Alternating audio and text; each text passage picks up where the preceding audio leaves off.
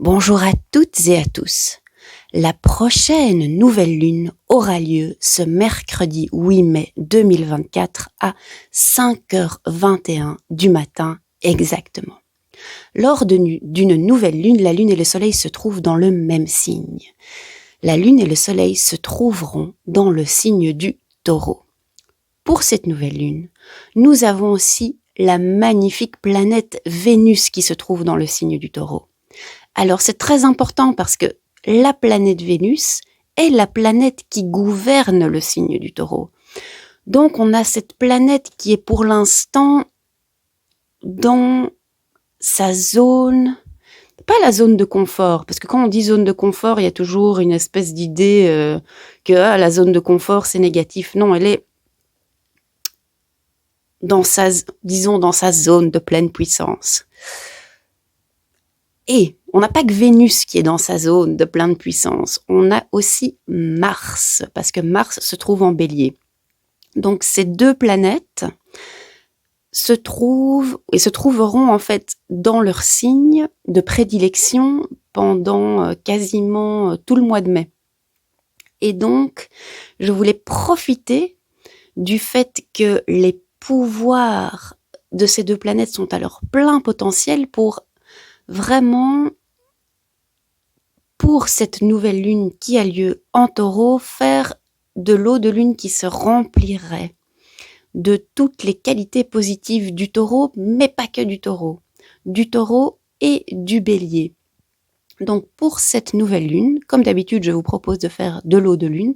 Donc vous sortez votre carafe d'eau minérale mardi soir et vous la récupérez mercredi matin. Vous demandez que cette eau se charge de toutes les qualités positives du taureau et je vous conseille de placer de chaque côté de votre carafe d'eau minérale la carte de l'impératrice et la carte de l'empereur, donc ces deux cartes de tarot. Parce que l'impératrice, c'est une carte du tarot qui est reliée à Vénus et qui est qui est reliée au signe du taureau. Et l'empereur, bon après on peut faire plein de liens dans tous les sens, ce sont pas des correspondances exactes. Mais pour moi, l'empereur, il me fait penser quand même un peu au bélier. Et tout le monde connaît cette idée que les hommes viennent de Mars, les femmes viennent de Vénus. On a quand même, avec ces deux planètes qui sont dans leur signe de prédilection, on a quand même cette idée du masculin et du féminin qui seraient vraiment à l'aise dans qui ils sont vraiment, et qui pourraient travailler ensemble en harmonie. Moi, l'intention que je vais poser pour cette nouvelle lune en taureau, donc le taureau qui est vraiment le signe relié le plus au plaisir des 5 sens, au fait d'être incarné, d'être vivant ici sur Terre,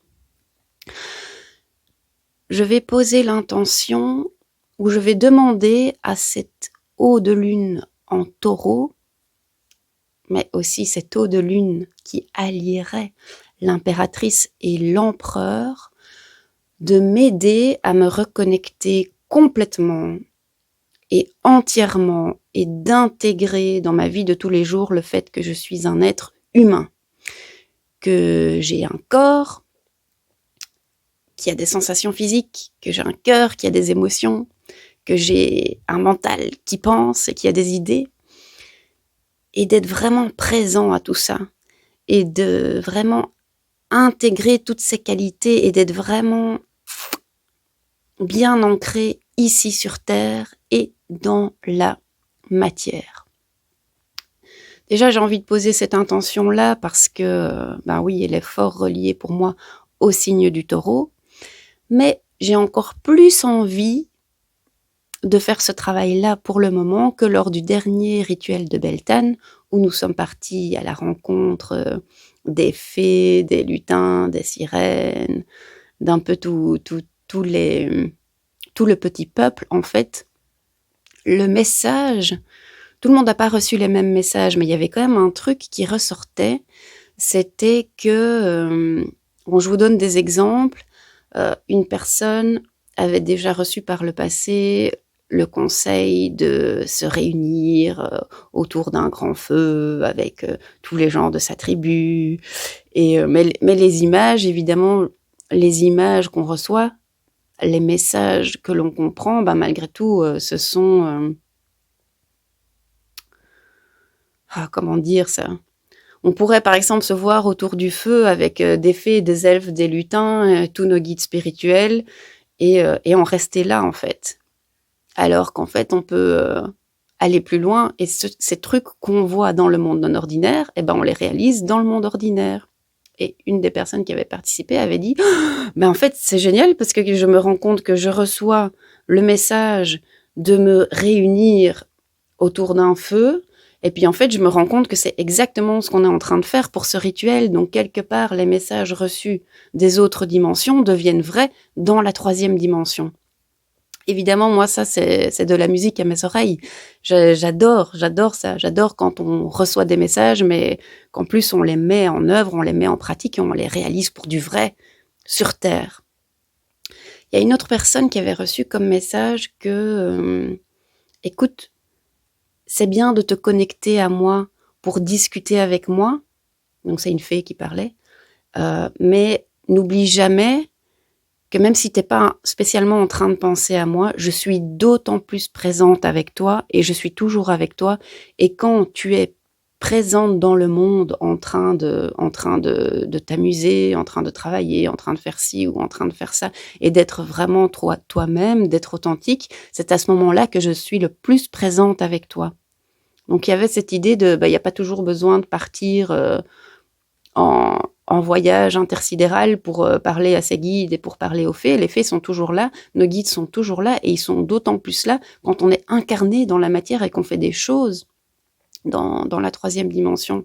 Moi, pareil, le message que j'ai reçu, c'était oui, tu passes tellement de temps à méditer, à te connecter, tu reçois plein de messages, maintenant, partage-les aussi. Ne les garde pas toujours juste pour toi. Fais-en quelque chose de plus concret, que ce soit vraiment les mettre en pratique ou tout simplement en parler, quoi. Raconter ce que j'ai vu, raconter quel message j'ai reçu. Donc il y avait une notion de partager, pas garder toutes ces conversations super cool entre les fées et moi, mais les partager aussi entre êtres humains. Donc, même si on a fait un rituel en l'honneur des fées et du petit peuple, tous les messages convergeaient vraiment. Soyez présents sur Terre, soyez présents ici, dans la matière, incarnez-vous. C'est hyper important. Et le taureau, c'est le signe parfait pour ça.